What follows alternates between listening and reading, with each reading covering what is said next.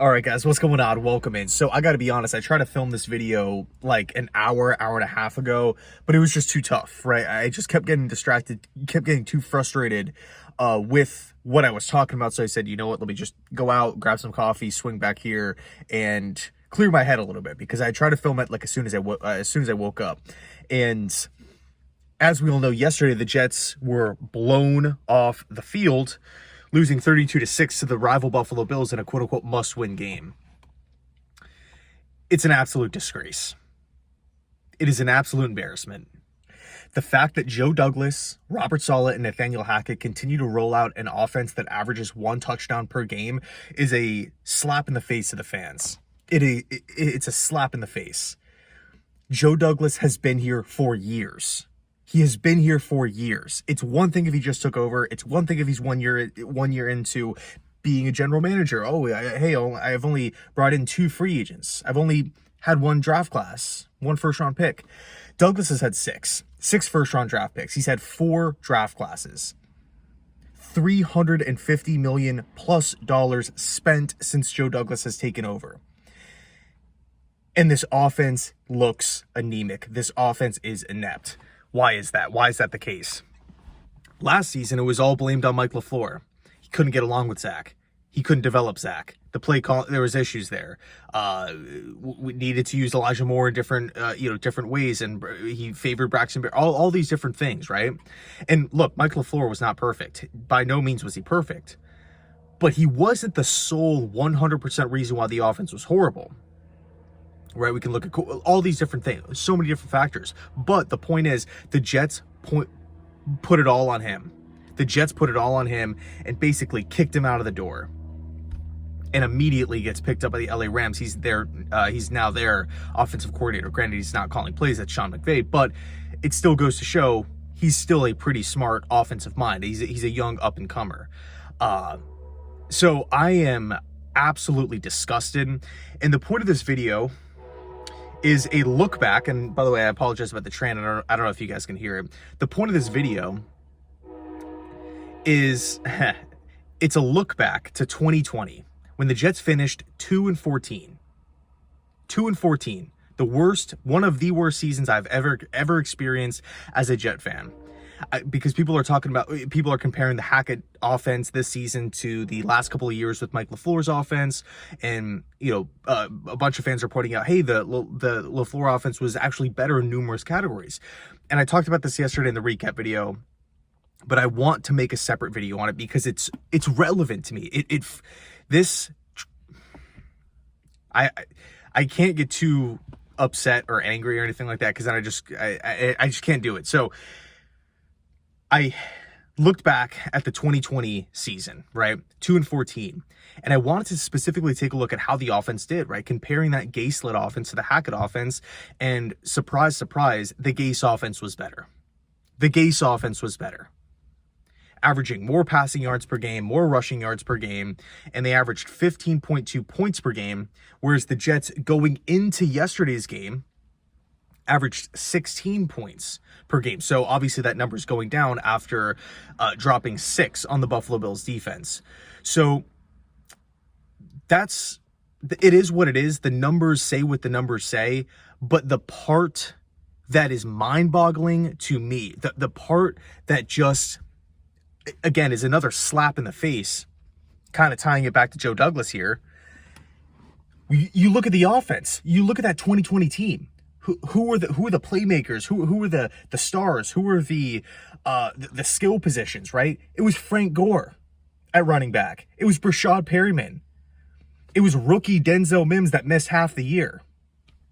Jamison Crowder. How was the offensive line? Not that good. How is it that Joe Douglas has been here for years, loaded up draft class after draft class after draft class, free agent after free agent after free agent? His quarterback at 2nd overall. How is it that this offense looks worse? How is it that it looks worse? Robert Saleh made a comment. This is probably my least favorite when he made these. I gotta be honest, when he made this comment, I really started having doubts. I really started looking at Saleh differently, but he called the 2020 Jets, or really the Jets before him and Douglas took over, an expansion team. I mean, talk about rude, right? Talk about rude. Talk about disrespectful. Like, are you kidding me? An expansion team? An expansion team. All right. Well, guess what? That expansion team was better than your offense that you've had 3 to 4 years to build. That's not anything personal. I don't like Gase better or anything like that. I'm not like a big Brashad Perryman fan or like a diehard, fan of that offensive staff or anything like that back in 2020. No, these are the facts. These are what the numbers say. So all of the big money free agents that Douglas has brought in offensively have pretty much whiffed, right? Allen Lazard has been pretty disappointing objectively. CJ Uzomah, pretty disappointing objectively. Randall Cobb doesn't play. Dwayne Brown doesn't play. And we can look at this year's roster. Allen Lazard would be the number 1 wide receiver, probably the best skill position player on that 2020 offense. Not to mention Garrett Wilson, not to mention Breece Hall, not to mention Elijah Moore would have been the number 1 option on that 2020 team. It's... And another thing, too, it's not just the skill positions. It's the offensive line. How is it that the offensive line is probably gets me more fired up, because everybody wants to talk about Joe Douglas being the offensive line guru and whatnot. Oh, he really knows offensive linemen. He's coming from Philadelphia. He's coming from Baltimore, 2 teams that really know how to build their offensive lines. Our offensive line is horrible. Go figure. And, I'm not going to sit here and say he's not trying. Obviously, Becton was a first-round pick. Elijah Vera Tucker was a first-round pick. Joe Tippmann was a second-round pick. Obviously, he's taking guys early. Signing Dwayne Brown to a big money multi-year deal. I believe it was like $11 million per season. Brought back Connor McGovern. But it's like, at what point? At what point does the offensive line look like a formidable unit? And look, nobody is in control of injuries. Injuries happen. I get it completely. But for 3-4 years, since 2019, really, the Jets have had a pretty horrendous offensive line. When's that going to change? We've had good offensive linemen come in, look good, and leave. Morgan Moses chose not to, the Jets, for whatever reason, chose not to bring him back. Didn't want to have 3 offensive tackles, 3 starting offensive tackles. So he went out and signed a cheap year deal with the Baltimore Ravens and became their starting right tackle and looked pretty good. Who else? George Fant. Having a decent season for the Houston Texans. Who else? Nate Herbig. In my opinion, one of the best backup interior offensive linemen, interior guards in football. Where do the Jets have the most struggles this season on the offensive line? Right guard. What position was Nate Herbig? Right guard. Why didn't we bring him back? We had cap space. Don't know. Why didn't we bring back Morgan? Don't know. So we got the Dolphins this Friday. And will any changes be made? I think at this point you have to make a change. There's just so much pressure on this team. And it's not just like the fans wanting, wanting more, expecting more. It's not the media, the NY media. No, it's week 12. Okay, it's week 12. People are like I have buddies that are fans of other football teams, right? Dolphins, whatever, the Saints. They laugh at me. They laugh at me because the Jets offense not only is just bad, but they don't do anything about it. They don't do anything about it. The big change was putting Nathaniel Hackett in the booth, waiting 11 weeks to do that, putting him in the booth. Okay, waiting 10 weeks to do it, and then seeing it in week 11 in the must-win divisional rivalry game on the road against the Buffalo Bills. That's the big change that we've been waiting for. Clearly it worked. We went 0-11 on 0 for 11 on third downs and put up 6 points. Couldn't run the ball, couldn't throw the ball. Turned the ball over 4 times. we heard all week from reporter after reporter, Izzy Abadakonda this, Izzy Abadakonda that, we're going to get him involved, energized, young player, touchdown machine at Pitt. He had one rushing attempt, and it came when we were down by multiple scores in the last drive of the game. Good thing we went out and cut Michael Carter, a young back, on the third year of his cheap rookie deal. So maybe the Jets turn around. Who knows?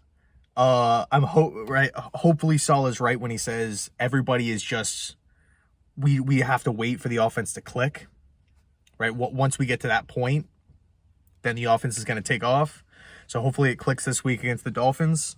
Pretty good defense, right? Fangio, I think they're right around like that 11 to 13 mark, 13th in football, like so like above average for sure.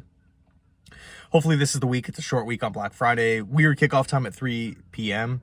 But who knows? Will it be Simeon? Will it be Boyle? Will it be Zach Wilson? Saleh has not made a decision on quarterback. But what I can say is we are in danger of losing the locker room if no changes are made. It can't get much worse. And ultimately, I think the blame comes down to Joe Douglas. So I got another train coming through here. So I'll leave it there.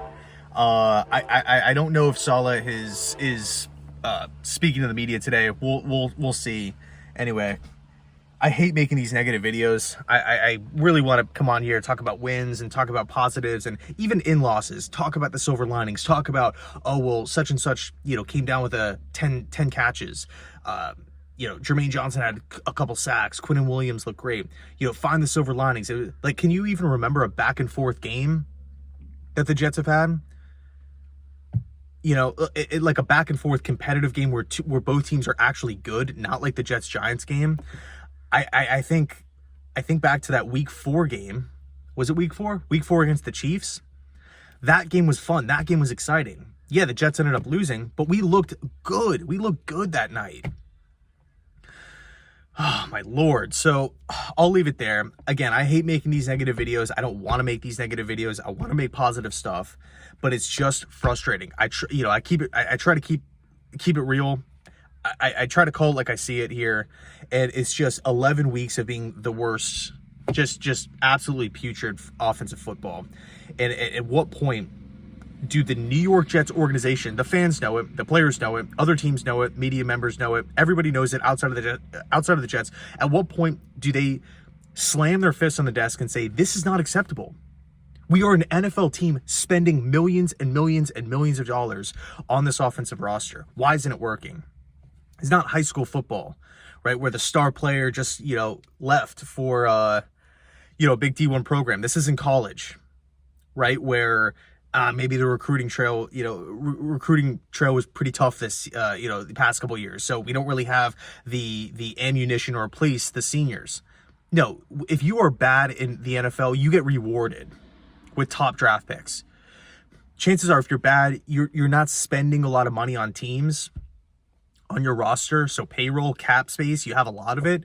You get rewarded for being bad in the NFL. There's no relegation like there is in soccer, right? I've been getting into soccer these past couple of seasons, and the fear of relegation is real amongst these clubs. If you are horrible in football, here's a top-end draft pick. Here's a probable superstar player on a cheap rookie deal for 4 to 5 seasons. No recruiting, right? You don't have to convince players to come or anything like that. I'm at my wit's end with everything offensively, and it sucks because we have a good special teams unit and we have a really good defense, and they're being wasted every single Sunday, just like fan Sundays are being wasted watching the offense lose and lose and lose and lose and lose. So I'll leave it there. Let me know your thoughts down below in the comment section. Hopefully I'll be making, me and Tyson are going to be filming the podcast tonight. And then really hoping for some positive news throughout the week or something that I can hang my hat on. But we'll see. We'll see how it goes this Friday. Let me know your thoughts down below. Thanks so much for watching. Thanks so much for putting up with this team too. yeah, it's just been, it's hard to watch. It's hard to watch. Thanks so much, and as always, I appreciate it. Go Jets.